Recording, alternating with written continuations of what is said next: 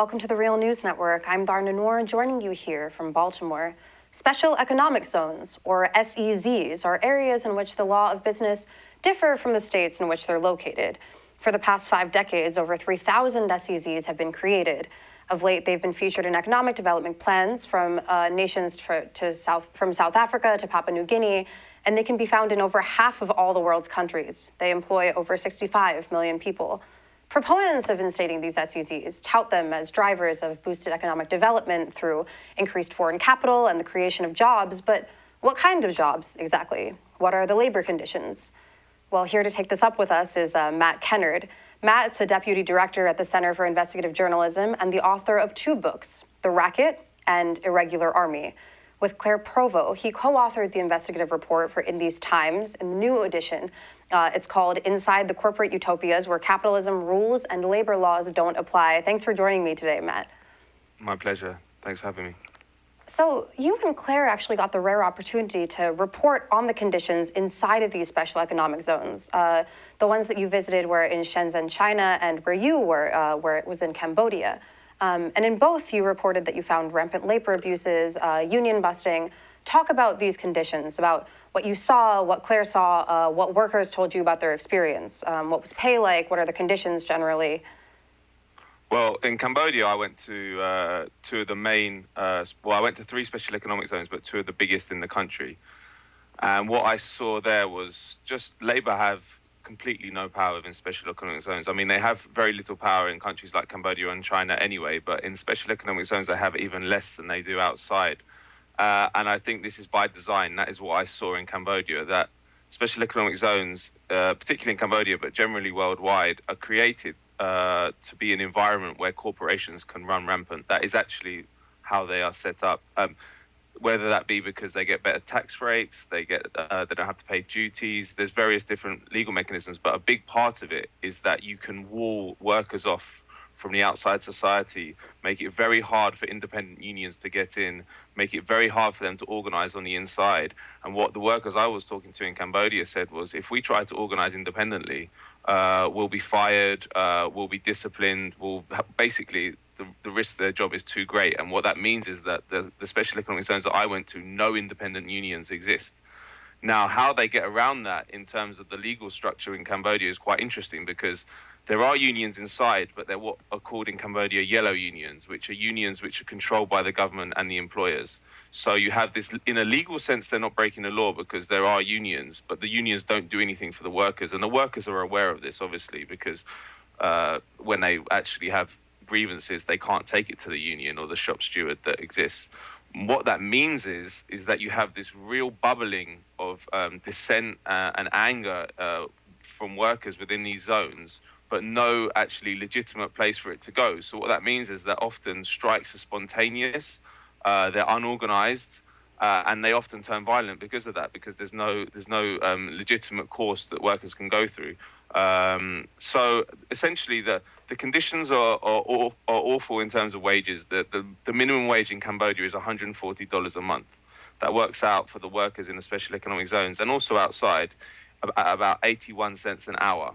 And they're making our shoes, they're making our coats, they're making our T-shirts, and they get absolutely a minuscule amount of any profits that accrue from those products. And when they try and organize to better their wages, they're often, as I said, fired. They're often thrown out of work. And in a country like Cambodia, that's a very, very big thing, because there is not work. And that is the interesting thing with the minimum wage there. The minimum wage in the US and the UK is something, and the rest of the Western world is something that the unfortunate few get paid. Whereas in Cambodia, millions of people get paid the minimum wage. That's how the economy runs. So it's a very, very important marker for the society. And before it was as low as $80 a month. And then there was a massive uprising in 2013 of organized labor and various different civil society groups. There was a mass general strike, and it scared the government so much that they upped it to 140. Now there's a campaign to get it over $200 an hour, which I think most people, civilized people, would think would be a fair amount. But at the moment, it's not happened. So, and it's the same in Shenzhen. Shenzhen is a zone where surveillance is huge. I mean, it allows capital to run free, but actually the freedom of the workers doesn't exist at all. There's CCTV everywhere, and workers are generally treated as cattle, basically. Just they go there and tightly controlled. So it's a corporate utopia. I don't think it's an exaggeration to say that. And a corporate utopias, you can imagine what it's like for labor.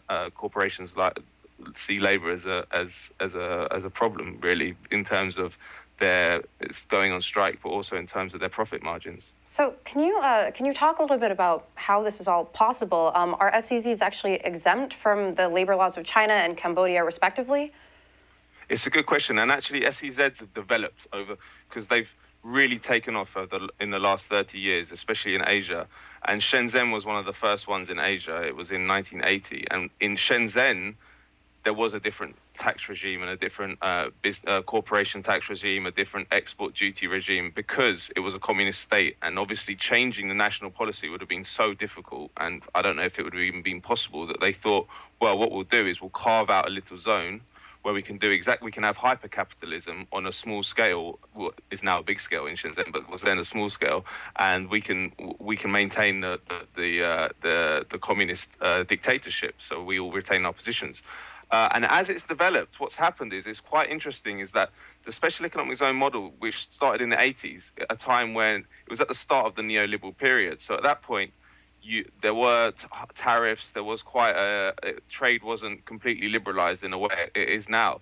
So what you see now is that special economic zones in some senses have become anachronistic, because the world has become a special economic zone. And some people talk about the special economic world, whereby we just have a completely globalized world where corporations can cross borders with real ease in a way they couldn't before. So in Cambodia, for example, in fact, in the special economic zones, the difference with the national policy is very, very small. And because of that, what they use to attract investors is partly, they say, behind the walls, you can do what you want with labor. That is a major selling point. And you see that in Cambodia, is that corporations know when they're going to places like this, there'll be control over labor. They'll have it very easy, because Cambodia is one of the most corrupt countries in the world, so they can navigate the bureaucratic system very easily. But in fact, in terms of tangible benefits, financial benefits to corporations, there aren't many inside the special economic zone that you can't get outside. In some ways, it's a branding exercise. So then what are some of the differences, I guess? You were in these special economic zones in Cambodia. What are some of the differences that you saw between the labor conditions in these SEZs versus outside? Because I know that you said, labor protections in Cambodia more generally aren't great, aren't up to the standard that we think that they should be. But what are some of the discrepancies there? Well, there's one major one, which is that in Cambodia, I talked about the yellow unions, which are government and employer unions, basically don't do anything important for workers or anything significant. In fact, probably the opposite. But there are also massive independent unions, which are massively under attack by the government and the ruling class. But they do exist, and they're very powerful. And I talked to a number of them, and they said, we can't get inside the special economic zones. And they said it's basically a matter of physical security. So this zone is walled off from the rest of the society, and it has security guards there. So they say, if we ever want to go in and organize or talk to workers, we can't. They'll never let us in. And then they say, and what happens with special economic zones is they're built in the middle of nowhere often. So the workers will leave and get straight on a bus to go back to their village. And there's no time for even the independent unions to organize in that sort of brief 20 minutes while they're waiting for the bus. They said it's basically impossible, because also the security will come and stop us doing that, because they'll see us. So there's no way an independent union can get into these special economic zones, and that's by design. I mean, they could be allowed in if the owners and if the government wanted them to, but obviously they don't want them to. And the other point is that special economic zones are owned by corporations themselves. They're money-making activities. So the special economic zones have a massive incentive not to let independent unions in, and it's a massive selling point for them. So there's a big difference. I mean, the situation for Cambodian workers, as you say, is not great anyway, but it's much harder to organize for your rights within a special economic zone. And as I said before, there are still, despite all of this, there's lots of proponents of using these SEZs as economic drivers. I want to take a look at a clip now of the deceased Deng Xiaoping, who is called sometimes the father, the architect of China's economic reform. He was the architect of the SEZ in Shenzhen that your colleague visited. So this is a clip from CCTV where he's explaining why he thinks that SEZ was a success. Before adopting the reform and opening up policy, our villagers could only fish. There was no other means to earn money. But after the policy, our hands and feet were free, and we could make full use of our resources to get rich. So here he's saying that, before we adopted this reform, villagers could only fish and that the SEZ helped broaden industry. What's your response to this sort of rhetoric? Well, it's interesting, and what Deng Xiaoping is saying is replicated across the whole world, especially in Asia. And I talked to development banks and other banks that deal with development that all said the same thing, is that a country like Cambodia, you've got its biggest selling point in the global economy is its low wages. It doesn't really have any infrastructure. So special economic zones, low wage garment workers is the way forward. And essentially, if you want to make your country a slave to the internet, to the global economy, yes, okay, that's fair enough. But of course, Cambodia traditionally is a rural economy. There's no reason that all these development banks like the World Bank and its private sector lending arm, the IFC, the IMF, can't construct development models which involve massive investment in agriculture. You could give money to small scale agriculture, which has had a long thousands of years tradition in Cambodia. But obviously, that's not going to make anyone rich, and that's not going to integrate Cambodia in the global economy in the way that they want. So then they have this. They give this idea that there's no other way to do it, and we have to do special economic zones, and we have to rely on investment from the Western world or the rich countries in Asia. But in fact, what that means is Cambodia never can raise its minimum wage without a whole host of people going apoplectic, because they all say, and this might be true if this is your development model, well, if we raise the minimum wage, everyone's going to pull out instantly, because the only reason they're in Cambodia is because we're paying them $140 a month, they're workers. So I understand the sentiment, but it's basically seen as a zero-sum game. There's no other way to do it. But of course, there's always another way. And of course, what they could do is invest in the traditional industries and traditional agriculture that has been in Cambodia for thousands of years. And are these conditions new, or have SEZs always sort of exhibited these atrocious working conditions? Because as we've said, they've been being used in economic development plans for the past 50 years, but people think of globalization as being sort of a more recent phenomenon. I would say it's mixed. Special economic zones are interesting because there's so many different types of them that they're a really interesting thing in terms of the capitalist model and the neoliberal model, but they're not much known about. But there's so many different types. There's export processing zones, integrated economic zones, special economic zones, and there's really about 10 acronyms you can do to describe. So they're all slightly different, and some it's not about labor, it's more about attracting investment, or it's more about export duties, and so everyone's different. I would say that they were created to allow essentially hyper-capitalism to take place in states where it was too difficult to make that happen on a national level. So China being a perfect example, you couldn't ever have done what they did in Shenzhen on a national level. But now it's sort of mutated and become this way of controlling labor.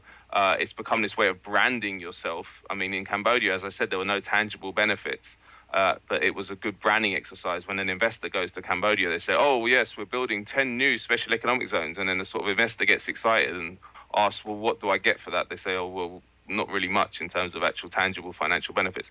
So I would say that obviously in a corporate utopia, you're going to have bad conditions for labor, but that isn't always the main issue in terms of special economic zones. In the case of Cambodia, it is. But in the case of Shenzhen, I think that the workers outside Shenzhen are also treated very badly in China. So it's a mixed bag, I would say. So what are solutions then? Do we need to abolish SEZs, or should we try to preserve them because, apparently they can do some good, but then try to advocate for better labor conditions?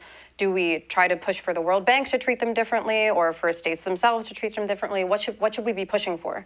It's an important question, and one that shouldn't be taken lightly, because obviously there are millions of people working in these places around the world. So you can't just say that they should be abolished and all these people lose their job and sort of flail around in a horrible horrible country for conditions for workers. So I would say in theory, yes, I think they should totally be gotten rid of, because they are a symptom of a global economy which functions on the race to the bottom.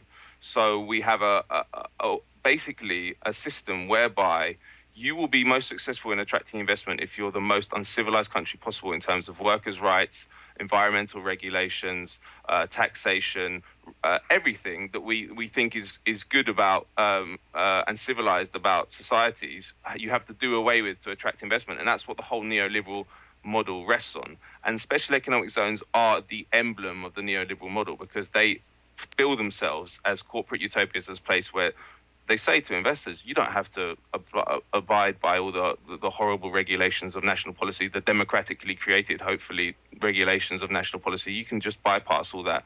You can have low wage workers who are tightly controlled. You can get your exports out without any duties.